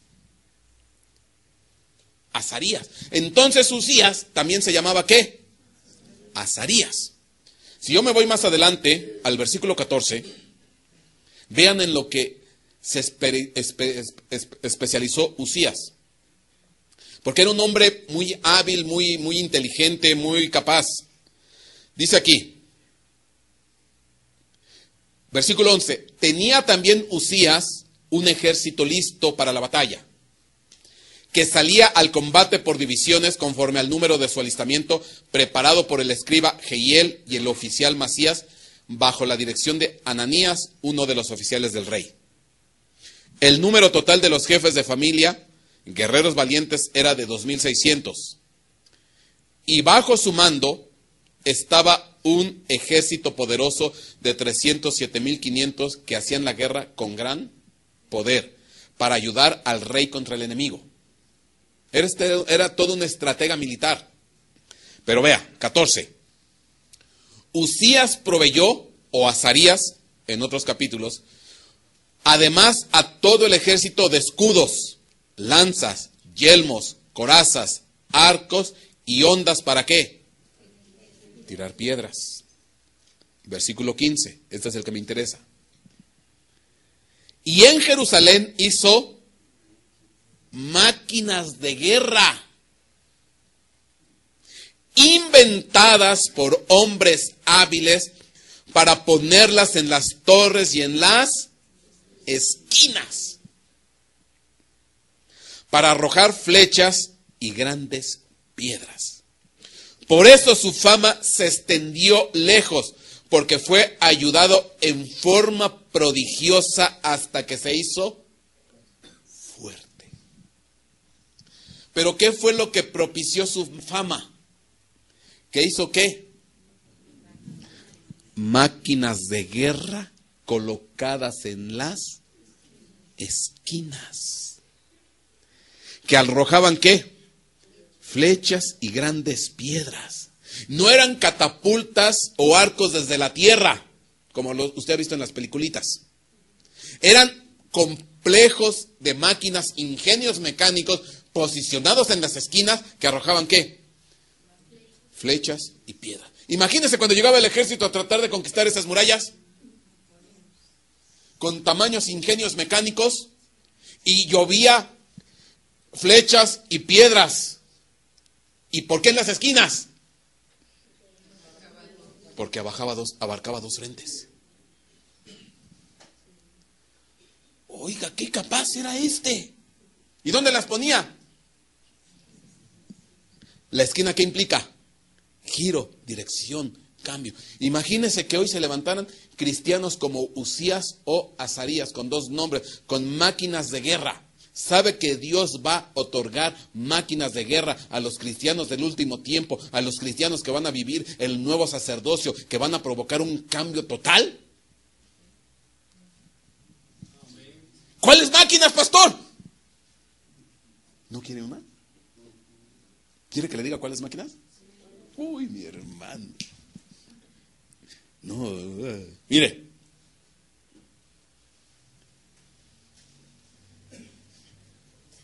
¿Qué significa la palabra máquina? Es la Strong 2810 de la 2803. Estratagema. Estratagema. O máquina de guerra. Real o mentalmente. Maquinación. ¿Qué es un cristiano que tiene una máquina en una esquina? Es un cristiano que sabe plantear ¿qué? Estratagemas. Que sabe planear, que sabe proyectar, que pone estrategias, que tiene capacidad para mover, para deshacer, para ordenar, para organizar, para... No es necesario que tenga una... Porque hoy no vamos a lanzar de piedras y flechas a los que están allá afuera. No. Esto va en otro sentido. Esto habla de habilidad, habla de capacidad, habla de estrategia, cosa por la cual no se caracterizan ¿quiénes? No nos caracterizamos los cristianos. Mejor son más hábiles otros. Son más sagaces los hijos del diablo que los hijos de la luz. Son más, en ocasiones, astutos, inteligentes, para lo malo y no para lo bueno. Pero en este tiempo, cuando implique el sacerdocio, el nuevo sacerdocio, el cambio, Dios va a levantar cristianos, estrategas para meterlos en la batalla espiritual. Oiga, esto es otra cosa bien distinta. Y que van a tener doble visión. Y la doble visión implica doble porción. Porque después le tengo que hablar de la doble porción. Yo siempre he dicho, la doble porción no es doble de lo mismo. Sino es una parte de una cosa y otra parte de otra cosa. Que después se lo voy a tener que decir. Es una suma de dos cosas. Pero entonces, la palabra máquina es estratagema. Máquina de guerra. Y viene de la 2803 que dice festonear, interpenetrar, dice complotar o hacer explotar. Dice pensar, considerar, valorar, calcular, concebir, fraguar, imaginar, ingeniar, inventar, maquinar. O sea, cristianos ingeniosos, estrategas, que obviamente se van a salir ¿de qué? De la rutina, y con sus soluciones, con sus estrategias, van a darle la vuelta a este planeta y al evangelio del final de los tiempos. Yo le voy a dar un ejemplo que yo lo viví, no como cristiano, es más, ni era cristiano. Ni siquiera era cristiano. Pero es de las pocas veces que se me prendió el foco y me vino el ingenio. Yo estaba en una obra en Tabasco. Bueno, ustedes saben que aparte de pastor, pues soy ingeniero. Entonces estaba en una obra en Tabasco. Pero yo era ingeniero patito. Chamacón, empezando, pues era de la A a la Z, era el ingeniero Z. De los últimos, recién egresado, recién salido. Entonces me enviaron a Tabasco a ver una obra. Allí estaban construyendo, etcétera, etcétera. Pero estaban, ¿cómo se llama? El consejo del Urín y el Tumín. El consejo de los estrategas, de los ingenieros consultores, estaban en un dilema tremendo. ¿Por qué? Porque había que meter unas fosas sépticas, que son unos tinacotes, pero enormes, grandotes, que pesan un buen. O sea, moverlas manualmente no se puede, miden 3, 4, 5 metros, está complicado. Y esas van enterradas en el subsuelo. Las fosas, estas fosas sépticas, son como tinacos. Y estaban muy pesadas, pero resulta ser que ya estaba la fecha de entrega, porque ustedes saben que en la obra las fechas de entrega son casi inamovibles, si no es que quieres quedar mal con el cliente y te den penalizaciones. Entonces ya estaba la fecha de entrega, ya había, pero resulta ser que había un montón de fosas y había que enterrarlas, bajarlas. Y según los cálculos ya se habían quedado cortos en dinero, y para poder hacer eso había que traer una grúa, levantarlas y meterlas, levantar y meter, levantar y meter. Y eso implicaba dinero, tiempo y penalizaciones. Y ya se iban a salir ¿de qué? De la entrega. Entonces estaban ahí el consejo del Urín y el Tumín. Estaban metidos ahí deliberando qué hacer y cómo las metemos y qué hacemos. Yo estaba fuera en la puerta. Ahí estaba. Pero estaba de oídas. Estaba escuchando. Y oía las mentes ahí de experiencia, los ingenieros de experiencia, cómo estaban planeando hacer eso. Y estaban pensando en mecanismos, polea, un montón de cosas, porque no iban a contratar la dichosa grúa, porque en lo que venía y el dinero y demás, no. Entonces estaban ideando, y estaba saliendo lumbre ahí.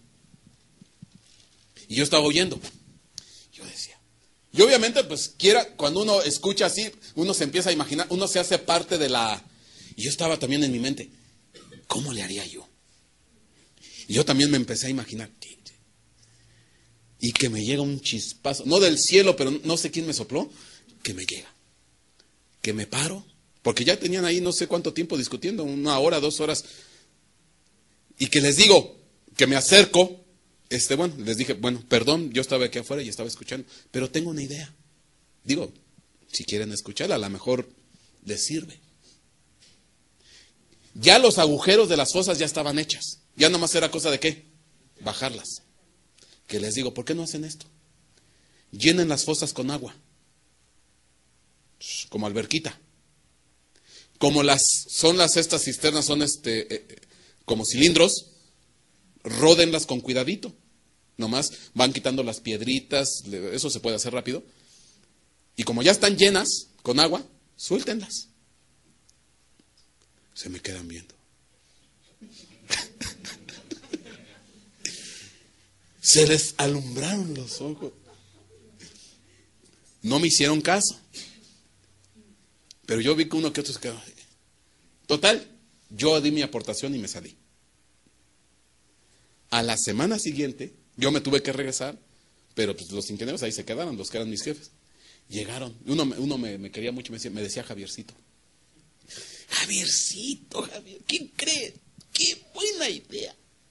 Dice, hicimos lo que se te ocurrió. Dice, nos dimos una empapada. Porque cuando caía la fosa, pero quedaban flotando. Y ya nomás con una bombita sacamos el agua y en un día nos las aventamos todas. Les ahorré dinero, los miles de la grúa, y les ahorré tiempo. Y entregaron. Con un poquito de ingenio, de capacidad, de estrategia. Ahora, ¿por qué le doy este ejemplo? Aplíquelo a los hijos de Dios. Y cuando viene el fuego del cielo, cuando viene y te sopla la estrategia, y entonces va a ocurrir lo que nunca ha ocurrido. Con esta capacidad, con estas máquinas de esquina, con esta estrategia, mi hermano, que tiemble el diablo, porque no sabe lo que se le espera. Porque este es un nuevo sacerdocio que se levanta, con capacidad, con ingenio, con máquinas de esquina, que conoce el mover de los cielos, que conoce el mover de la tierra, que conoce todo, la palabra profunda, para levantar un nuevo sacerdocio. Y entonces el consejo del Urín y el Tumín falso, que se prepare. Amén. Y no se necesita mucha gente. unos cuantos dispuestos que doblen su rodilla. Porque resulta ser que la palabra esquina en griego,